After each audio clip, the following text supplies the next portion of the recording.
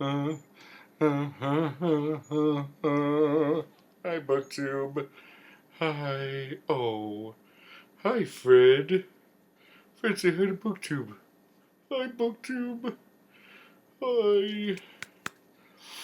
Fred is just the palate cleanser because I have a feeling that this video is gonna get controversial. Yeah, so does Fred. He's very worried about all the controversy that's gonna come at this video. Hello again, BookTube. My computer did that to me and crashed our little video party with Fred.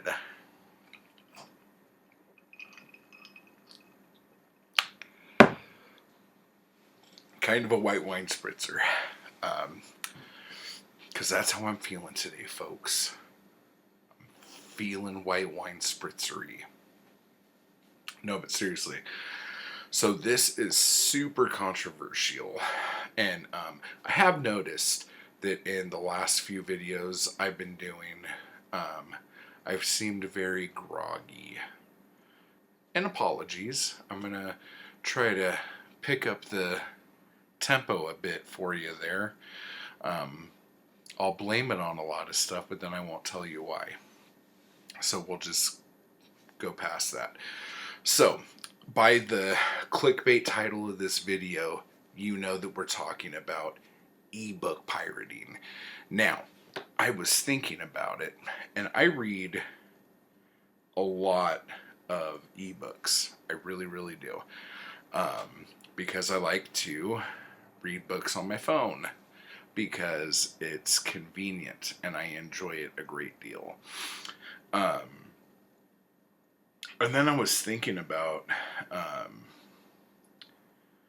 pirating and the whole thing. And then I read some articles from different like Lit Hub and man, I'm amazing with naming my sources. There were a couple articles I read, and all of them seem to have this very derogatory, like overly generalized, you're stealing, so don't do that, and blah, blah, blah, blah. So I was thinking about it. And usually, now this is me, like I don't know how you guys are, but the second I read something or hear something and the person's coming off kind of like a cock, the first thing I want to do is play devil's advocate and just jump right in on that. Because I don't know what it is. I wish I didn't do that. Like, I wish I could be more complacent a lot of the times. But the second somebody starts running their mouth about something, I just like I get so irritated. And on one of these not videos, but one of these articles, the guy actually said that, and this is in like a totally legit like online journal, okay? Somebody wrote the author afterwards and said that they wanted to fight him, and the response the author had was, I was shocked because he didn't name a time or a place or something like that. And I couldn't believe that this literary magazine online or whatever like was completely okay with that. It just seemed weird. So anyway, devil's advocate here. I immediately started doing I started asking questions in my head, and we're already getting in here. So basically, my first big question was, what is the difference between pirating an ebook and buying a used book from a used bookstore. And some might say, well, you're supporting the used bookstore if you buy there. But the argument that the publishers and the authors make, and the people who wrote the articles that I was reading made, was that when you steal, when you're pirating something, you're taking money from the publisher and you're taking money from the author. So that just made me think of used bookstores, because I do all of my book shopping at used bookstores. Like, I would say 99.9% of my book shopping is done at used bookstores, thrift stores, Dollar Tree, whatever. And I'm pretty sure in every single one of those cases that the publisher and the author do not make any money. And they probably aren't even aware that those sales are going on. And it just made me think, because I remember vaguely something a long time ago where, and I think it had to do with music, and this is before the Napster internet thing, but there were record labels who were getting pissed off that, like, chain stores like Tower and Music Plus and The Warehouse and blah blah blah, Sam Goody, were selling used albums in their stores next to the new stuff, because the record labels weren't getting any money for that. And so I was trying to think, what is the deal with that? Like, how, because that had to have come to a head somehow.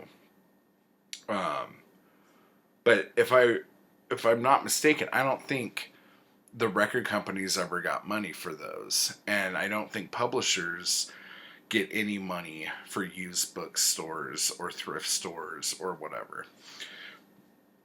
So that was weird. And then some people might say, well, when you're doing it at a charity shop or a thrift store, that money's going towards charity or something like that. That is true, but there's also just used bookstores that are used bookstores for profit. I mean, Amazon started off as a used bookstore, that's what they did.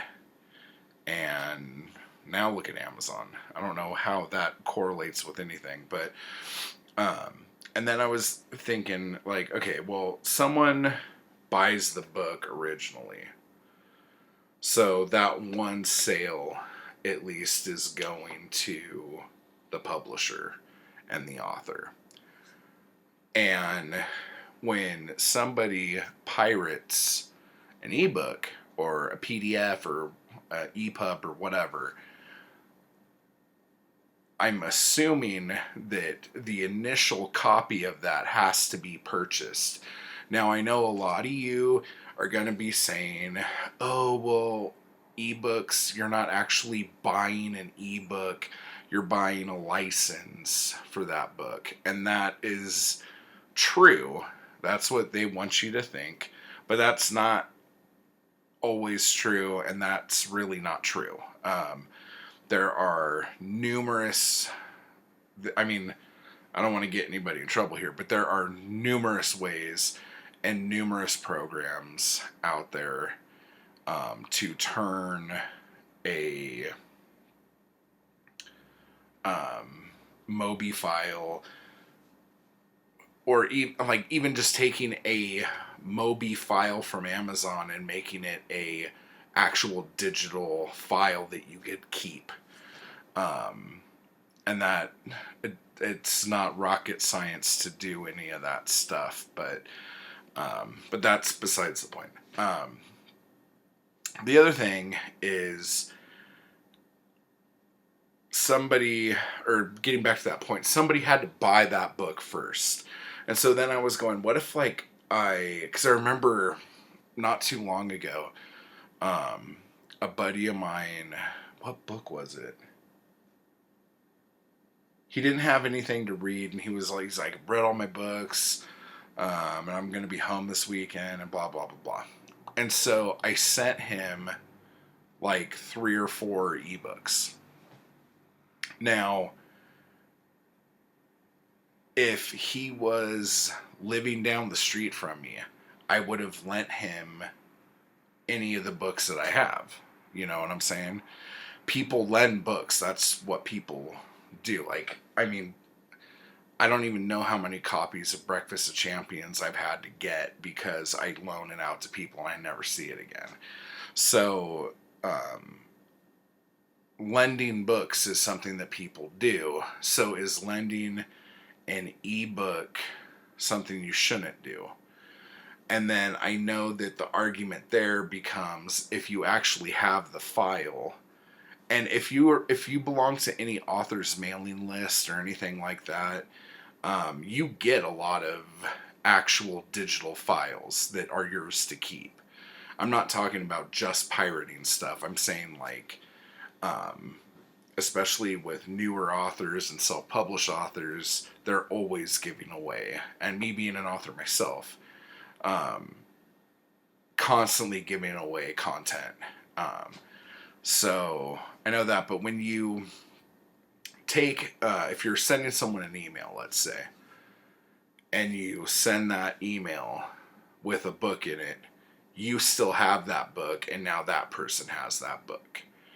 And I know that's probably what the weird malarkey about it is. But is it? Like, I don't know. This is like more discussion time. Now, a lot of times, okay, the difference with me and most people, I guess, is I read really old shit. Like, I read a lot of stuff that's out of print or just really hard to find stuff.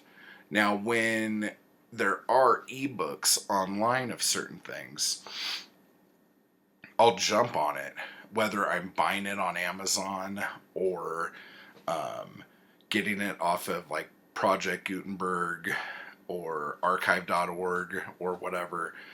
And those last two are for free.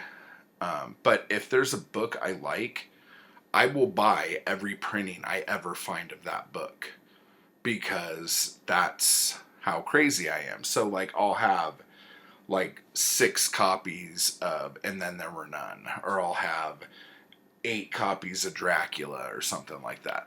But here's the other bit about that, is that when I buy all those copies, I buy them like on Abe, at a used bookstore, sometimes eBay. Every once in a while I'll get something from Amazon if I seriously cannot find it anywhere.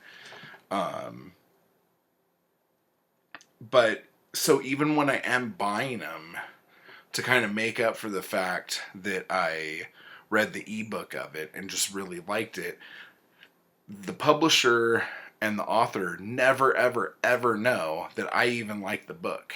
It never financially hit them. So how's that?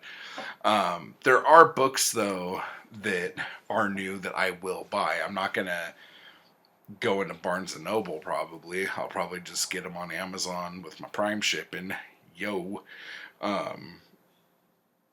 like, those that James Bond collection that came out a little while ago on Amazon, that was like the black, white, and red covers.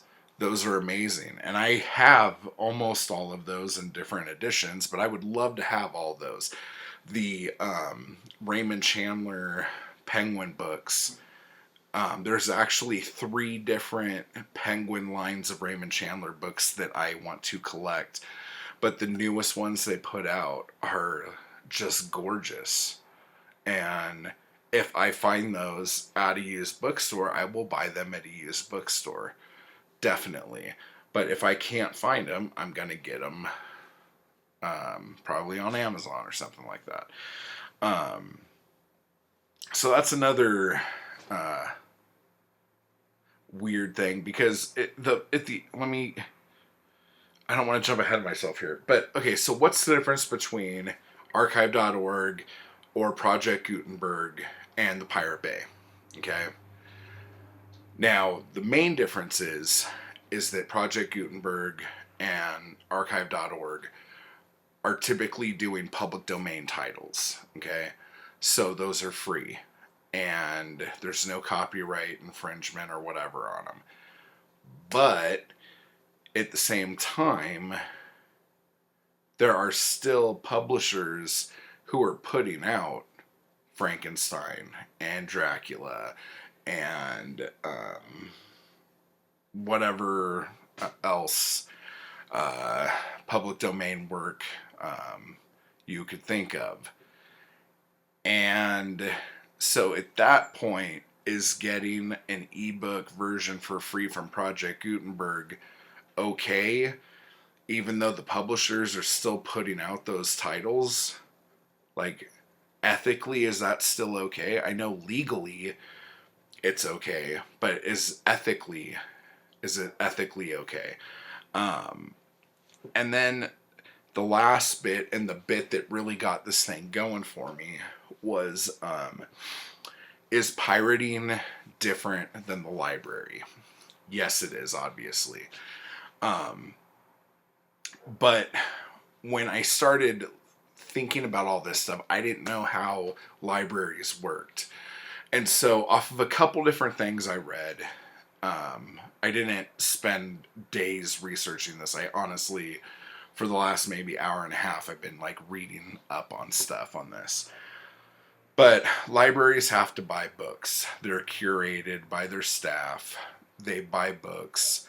The print books, typically they have to pay a little bit more, and I'm assuming that's like how it was with video stores, like back in the 80s and 90s, like for like a VHS tape, if they were going to be renting it out, like for Footloose or something, they had to pay like $160 to get a copy of that, because they're going to be renting it out indefinitely. So that's just weird, okay? So there's that. And so the libraries have to pay a little bit more for the books. Now, the money that they use for that are from donations, are from tax dollars, and are from when they do library sales, which we'll get into in a second. Now, what I didn't know was how they do their ebooks. Now, libraries have to pay a certain fee, and from the thing I read, I don't know exactly how new that was. It might be a couple years old, so this information might not be current. But it was like roughly like $60 for a new release ebook, and you could only lend it out 50 times, and then it's locked and you can't do it anymore. And if you want to put that out again, you need to pay the publisher another $60 or something like that, which is absolutely bonkers, I think, personally. KU, Kindle Unlimited, is kind of the same thing, and they have a way more streamlined way of doing that, which maybe we could do in another video. But if the book's over a year old, it's like $40 for 50 borrows or whatever. So, with that being said, that's how they get around that. But when they have their hardcover books or their tangible books that they buy from the publishers it seems like every 3 months at the library here, they have library sales where they're selling off all those books that just aren't flying off the shelves anymore. And I went to our town library to check it out. And honestly, I was kind of mortified. Like, the shelves weren't full.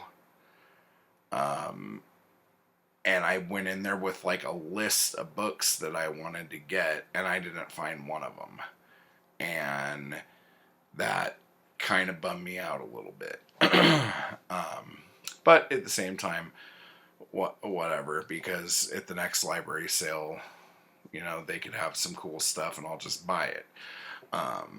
But then is that me being a dick for not just checking the book out in the first place? So I don't know.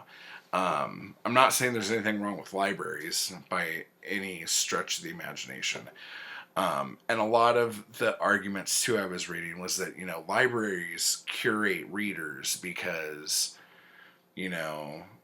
they find books and all this other stuff. And I'm not trying to like point any fingers or say this is what I do all the time. But at the same token, so does pirating. I mean, if you go on any pirate site, if you type in something, there's going to be a list about as long as your leg of all the different things that might include that title. Or